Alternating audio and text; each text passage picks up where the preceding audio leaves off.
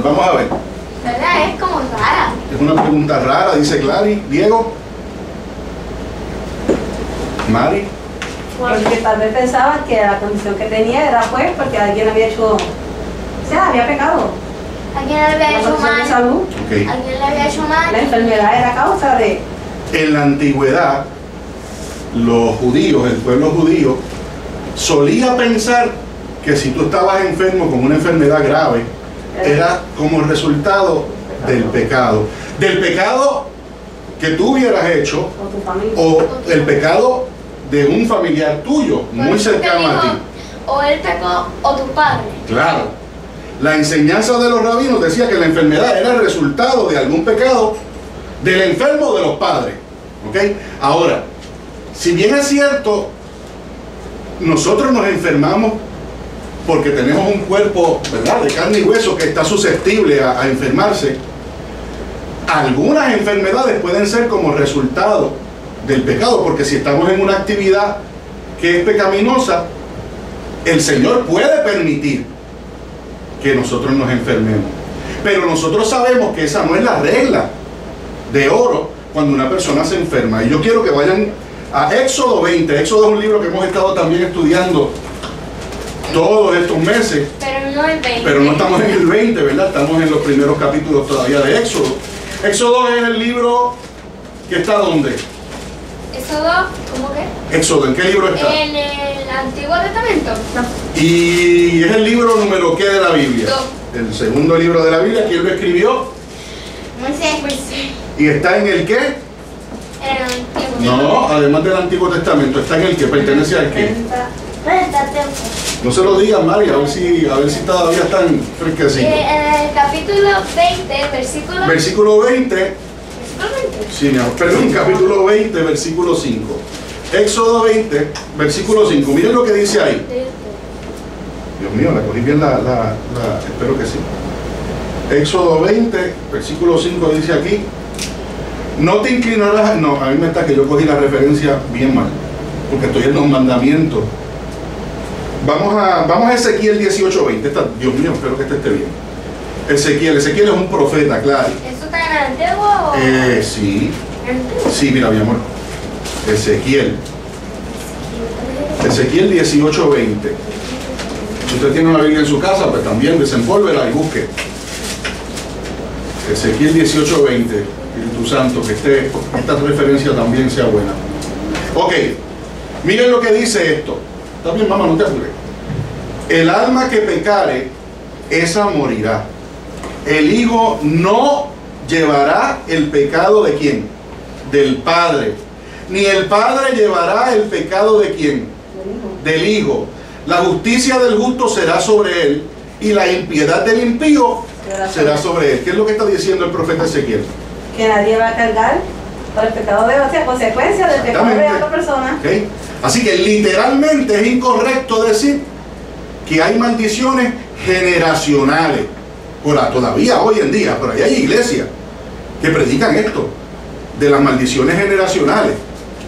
Y yo he escuchado y he visto hombres predicando desde un púlpito este disparate. Eso no es bíblico. Las maldiciones generacionales, sí, en el Antiguo Testamento y en Éxodo está la referencia correcta. Lo que pasa es que pues la que cogí es la incorrecta, en donde da la impresión de que el Señor, ¿verdad?, va a transmitir a otras generaciones una maldición, un castigo por un pecado, pero no es que literalmente usted tiene que pagar por el pecado de otro.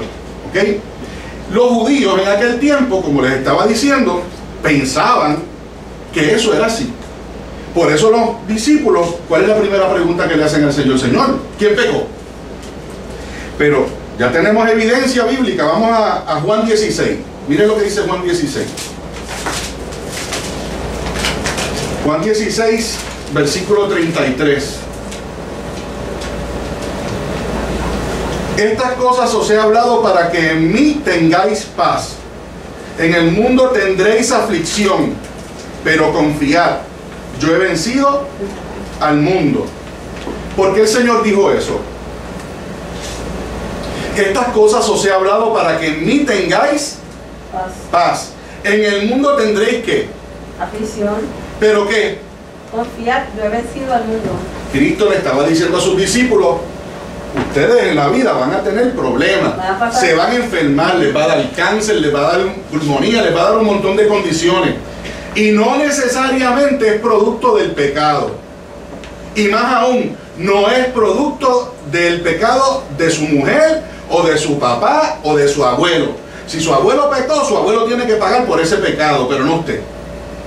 Ahora, si usted se envuelve en actividad de pecado, cuídese, porque entonces sí puede pasar.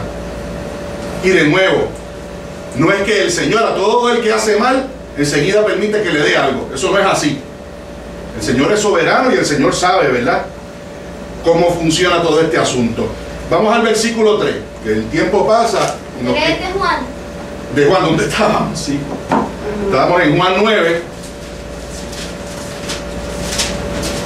versículo 3. Dale, Clarimán, léelo. Mira lo que dijo Cristo. Voy a leer. Respondió Jesús y le dijo, en verdad te digo, que el que no nace de nuevo... No, tú estás en otro lado, mi amor. Juan 9, estás en Juan 3.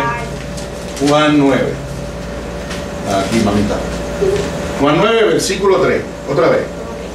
Jesús respondió, ni este pecó, ni sus padres, sino que está ciego, para que las obras de Dios se manifiesten en él. Muy bien. Ahí está la respuesta de Cristo, que es más o menos lo que yo le acabo de explicar a ustedes con más detalle. ¿Ok? No es que pecó el papá, no es que pecó nadie. Para Dios, ¿Es porque qué? Para Cristo manifestarse. En este caso específico, Cristo le está diciendo a sus discípulos, ¿saben una cosa? Dios permite esta condición, o ha permitido esta condición en este hombre, porque Dios va a hacer algo bien grande en la vida de este hombre. Tú sabes que mucha gente cuando se enferma lo primero que pregunta es, ¿por qué me está pasando esto a mí? Tan bueno que yo soy. ¿Verdad? Y después toda la culpa se le echan a Cristo. Y toda la culpa se le echan a Dios. Y si no se le echan a Dios, se le echan a alguien. Pero es la realidad. Cuando nos pasa algo malo en la vida, por nuestra naturaleza carnal, enseguida buscamos a quién echarle la culpa. Los discípulos hicieron eso. Claro, lo hicieron porque la tradición y la cultura los llevaba a concluir eso. Pero el Señor los corrige rápido y le dice, no, esta persona tiene esta condición porque algo grande va a pasar en la vida de este hombre. A veces el Señor pone pruebas en nuestras vidas para que nosotros obtengamos ¿qué? Vamos a ver. Para que nosotros tengamos fruto. Fe, fruto. Tú dijiste fruto, te felicito, y fe dijo Diego. Lo mismo, para que nosotros crezcamos espiritualmente. Es como paz, fe, Amén. paciencia. Así que Dios pone en nosotros fe cuando nos prueba. Claro, de nuevo, si nosotros abrimos nuestros corazones, mucha gente piensa que la fe se genera en el corazón de la persona y que nace en el corazón de la persona y que la persona la produce. Pero nosotros sabemos que la fe, aún la fe que tenemos, no es nuestra. Es que Dios no la dio. Es que Dios nos da la fe, ¿verdad que sí? Y la produce como un fruto. Ahora bien, una vez Dios pone esa fe en nosotros, ¿para qué Dios pone esa fe en nosotros? Para ayudarnos espiritualmente. Para ayudarnos espiritualmente, esa puede ser una respuesta. ¿Para qué? ¿Para qué más? Específicamente hablando de lo que estamos leyendo aquí, en el contexto de lo que estamos leyendo aquí. Para que creamos, para que... Para que creamos, dice Mari. ¿Para qué más? Para ayudarnos en nuestros problemas. Hay una palabra bien importante en ese versículo. Vamos a ver si ustedes la identifican. Para que Dios se manifieste, Señor, para que... Glorifique. Glorifique. ¿Dónde dice eso ahí? Tú tienes la que en las Américas. Ajá. En las Américas no lo aparece. Dice glorifique, las ¿verdad? obras de Dios se manifiesten. Se manifiesten en él. Es verdad que la palabra no aparece. La palabra se manifieste. No aparece manifieste. ¿Qué dice manifiesta? No dicen glorifiquen. Pero ese es el propósito. Que nosotros, por ejemplo, esta persona tiene un cáncer, que es una enfermedad bastante grave. Y esta persona se pone de rodillas y dice, mira, Señor, yo no sé por qué yo tengo esta enfermedad, y menos a esta edad que me ha dado, pero yo necesito que tú me ayudes a salir de esta condición porque yo tengo estos planes para mis seres queridos, etc. Y esta persona está bien enferma, pero le pide al Señor que lo sane. El Señor le da fe. Y entonces una vez esa persona tiene fe y se sana, ¿qué se supone que haga esa persona? Manifestarlo, testificarlo. Glorifique.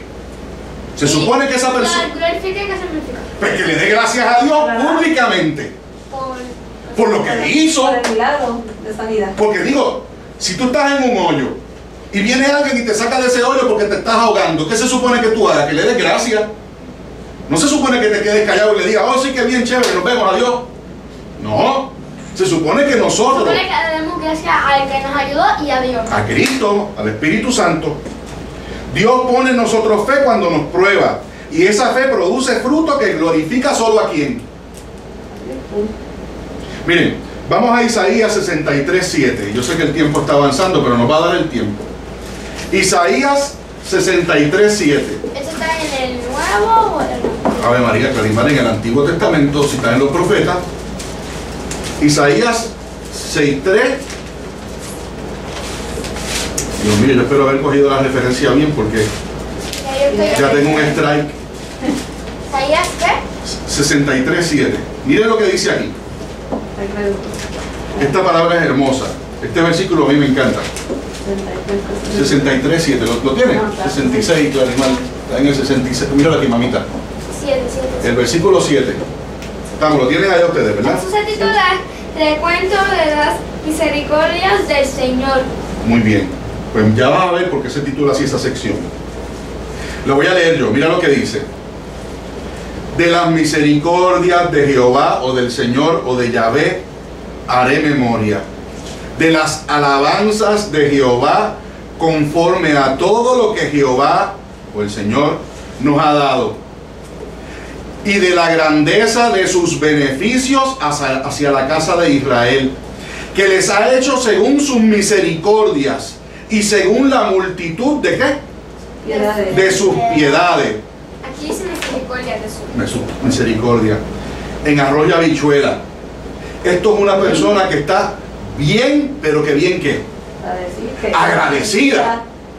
Y está tan agradecida porque le ha hecho bien el Señor. Claro, pero no solamente porque le ha hecho bien. ¿Cuál es el tono de ese versículo? ¿En qué contexto se está dando? Fíjense ustedes que la persona que está hablando, además de dar gracias porque Dios es bueno, le dice, Señor, gracias porque tú me has perdonado muchas veces. Fíjense, no, y fíjense, sí, y fíjate el énfasis que usa con la palabra ¿qué? Misericordia y piedades. ¿Ok?